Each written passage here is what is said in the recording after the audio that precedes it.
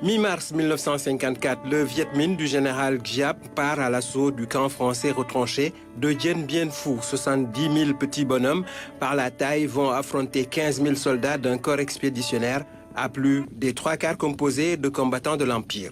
Des Marocains, des Algériens et des Sénégalais, tirailleurs issus des territoires de l'Afrique française.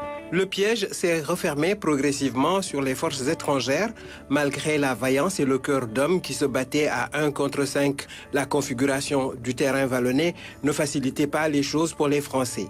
La puissance de l'artillerie adverse était sans commune mesure.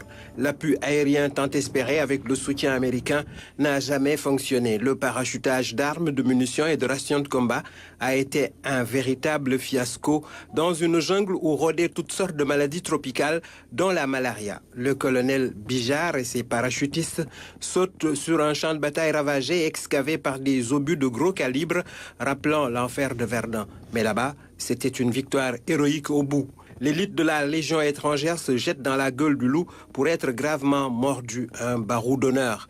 Cernés, affamés, assoiffés, malades et épuisés, les derniers éléments français sont obligés de déposer les armes.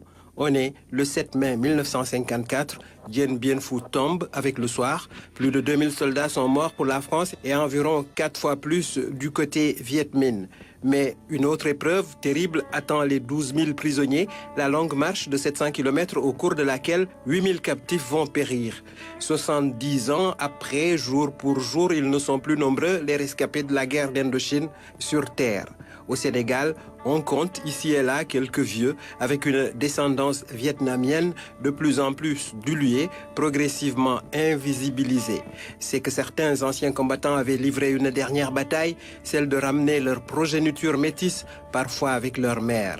Un acte de courage à l'époque que tous n'ont pas fait. On les appelait Chinois.